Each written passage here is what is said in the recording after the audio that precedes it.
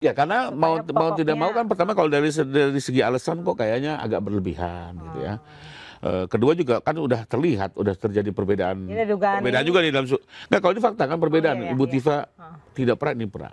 Jadi Bu Tifa duluan nantinya. Tim hukumnya Bu Tifa sama Pak Roy berbeda nama-namanya. Beda. Bu Tifa pakai rompi, Pak Roy nggak pakai rompi. Semua pasti punya alasan kan? Ini sidang Kamis nanti nih, tapi sudah ada gembor-gembor soal peradilan. Kalau dari kubunya Pak Jokowi sendiri ngelihat peradilan itu kayak gimana? Karena komentar Pak Jokowi sih juga menyerahkan semuanya kepada kejaksaan, proses hukum gitu, kayak gimana nya. Tapi kalau tanggapan Mas Irfan sendiri kayak gimana? Oke, pertama sebagai sesama advokat saya menghargai semua upaya hukum yang dilakukan oleh rekan sejawat sekalipun dalam posisi mendampingi para tersangka ya. Karena ini kan hanya soal bertukar posisi, tapi setiap upaya advokat untuk menguji melalui forum pra-peradilan itu kan juga memang ada dasar hukumnya dan dimungkinkan sebagai sebuah upaya hukum. Sekalipun, nah saya berpandangan ini berlebihan. Ya, berlebihannya jadi lebih kurang ya berlebihannya adalah mirip-mirip dengan apa pandangannya Dr. Tifa ya. Pertama adalah masalahnya kan penanganan perkara ini sudah dilimpahkan. Dengan dilimpahkan juga upaya paksanya berakhir. Ya. Biasanya nih kami kalau melakukan pra itu tujuan utamanya adalah untuk menghentikan upaya paksa yang sedang berjalan. Misalnya dalam penahanan 20 hari kami lakukan pra biar berhenti gitu loh. Dan sekarang udah nggak ada upaya paksanya gitu ya. Sehingga menjadi dari segi apa namanya kebiasaan kita berinvestigasi itu menjadi agak tidak biasa. Satu. Kedua, kenyataannya juga, tapi seperti tadi yang disampaikan oleh Bang Akatiri, ya memang tidak penahanan karena ini dibantarkan ya. Mereka juga tidak pernah bermalam di sel, bahkan semuanya di VVIP rumah sakit ya. Artinya juga tidak ada konteks penahanan dan secara yuridis penahanan yang dibantarkan kan tidak dihitung ya, sebagai bentuk upaya paksa gitu ya, atau tidak bisa dihitung harinya gitu ya.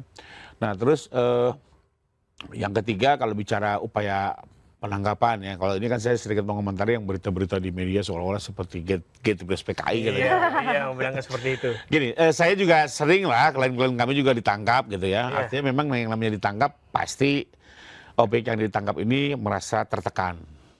Semua lah orang nggak mungkin ditangkap tidak merasa tertekan secara psikologis ya. Itu satu. Kedua, dibatasi ruang geraknya pasti, karena kan namanya juga upaya paksa. Nah, tapi persoalannya kan apakah ada kekerasan, apakah ada ancaman kekerasan ya. Kalau kita PKI itu jelas tuh dipopor pakai senjata, diseret gitu kan. Kayaknya kalau dicontohkan ke sana terlalu hiperbola gitu ya. Tapi kembali lagi, kalau mau diuji ya monggo-monggo saja. Sekalipun saya berpandangan sama dengan Mbak Akatiri kok kayaknya sedikit berlebihan. Nah, saya justru menduganya lain. Saya nggak bilang berlebihan dong. Ya, upaya ini tujuannya adalah apa? Untuk mengulur pemeriksaan pokok perkara. Karena karena kebetulan di KUHP baru ini pasal 168, manakala terjadi upaya pra-peradilan maka pemeriksaan pokok perkara ditunda hingga selesainya. Ini satu perubahan hukum yang sangat signifikan ya. Zaman KUHP lama tuh justru pra-peradilan itu gugur manakala pokok perkara mulai diperiksa. Sekarang berubah nih ketentuannya. Justru upaya pra-peradilan menunda pemeriksaan pokok perkara. Dan ini benar berdampak ya. Berdampak akibatnya apa? Perkara Ibu Tifa melaju, perkara Pak Roy di belakang ya. Dan ini kan bisa berdampak ya. Artinya dari segi jeda waktu ya. Mungkin nanti pembuktiannya lebih dulu Bu Tifa, yang divonis juga lebih dulu Bu Tifa, sementara mereka akan di barisan belakang ya. Strateginya apa? Ya kalau ditebak-tebak nggak ada habisnya, namanya menebak mah apapun bisa terjadi gitu ya. Cuma kalau saya sih melihat realitas saja bahwa dengan pra ini terjadi perbedaan jeda waktu ya, dan apa namanya kami terus mencermati situasinya, dan kalau buat kami satu ya, upaya paksa nggak upaya paksa bukan intensi kami ya. Sejak dari awal juga kami melihat ini semua kewenangan penegak hukum terkait dan mereka juga harus bertanggung jawab atas upaya yang mereka lakukan gitu ya. Jadi kami tidak masuk ke arena itu, tapi kembali lagi kalau urusan pemeriksaan pokok perkara kami akan menjadi perhatian gitu ya.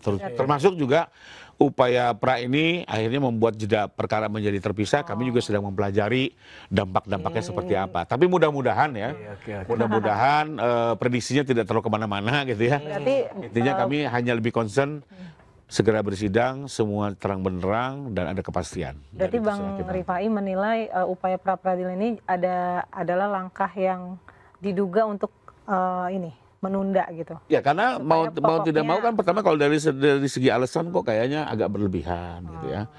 Kedua juga kan udah terlihat, udah terjadi perbedaan. Jadi dugaan Perbedaan ini- juga nih dalam nggak kalau ini fakta kan perbedaan. iya, Ibu iya. Tifa tidak pernah, ini pernah. Jadi Bu Tifa duluan nantinya. Tim hukumnya Bu Tifa sama Pak Roy berbeda nama-nama. Ya. Bu Tifa pakai rompi, Pak Roy nggak pakai rompi.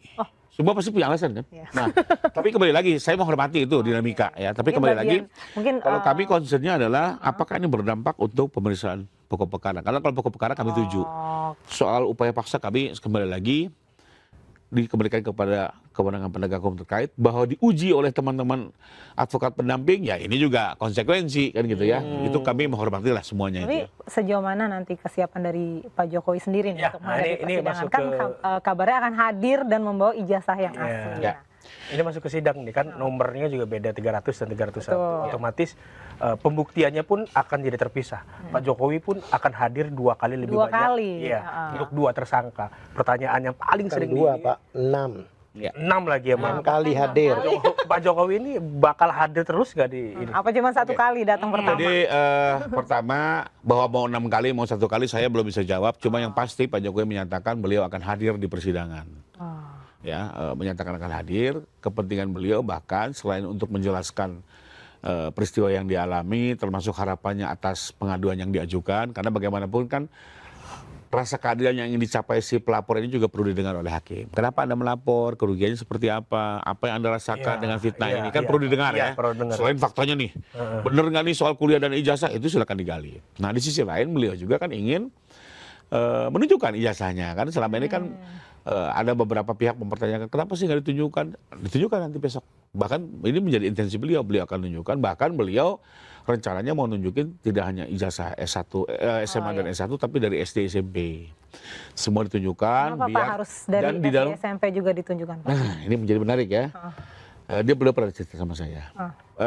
Pak Rifai, mungkin buat kenapa saya melihat ijazah ini sesuatu yang penting. Mungkin buat banyak orang itu hal kecil.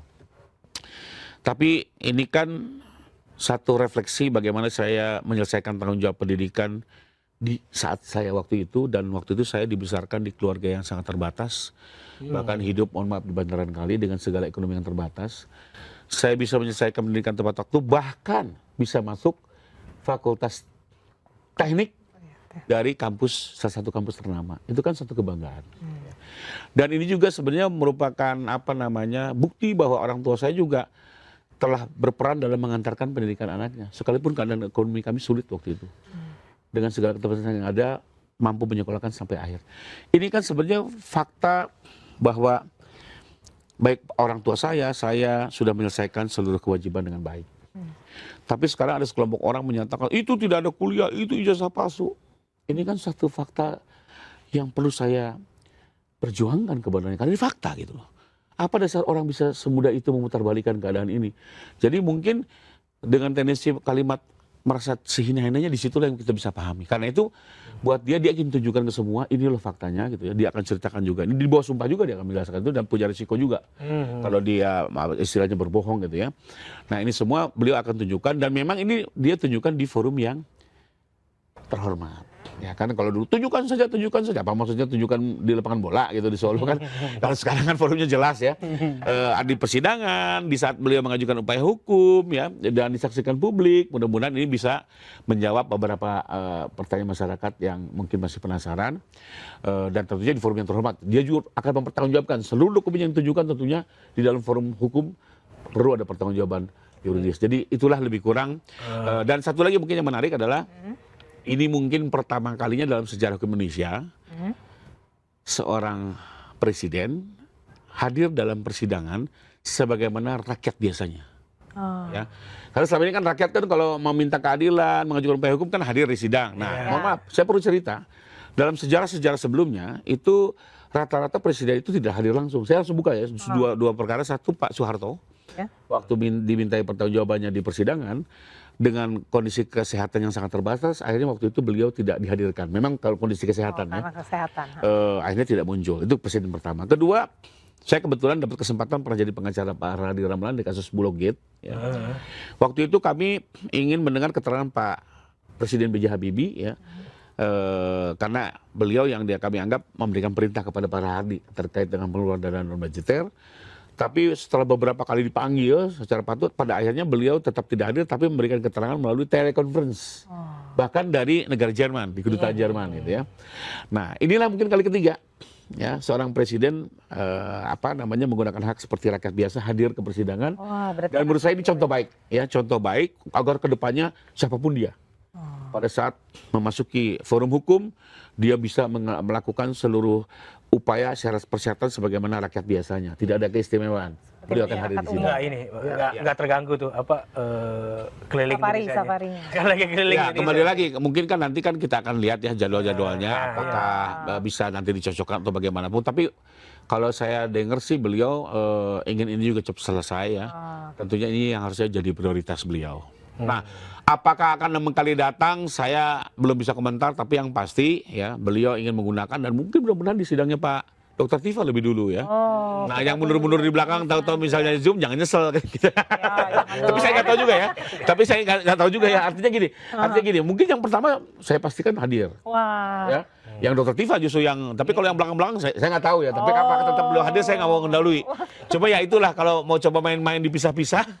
Bisa juga nanti yang di Dr. Tifa yang nggak hadir. Tapi saya nggak tahu ya. Ini hanya sekedar perumpamaan. Karena saya juga kalau harus 6 kali datang ke sidang kok kayak dipermainkan.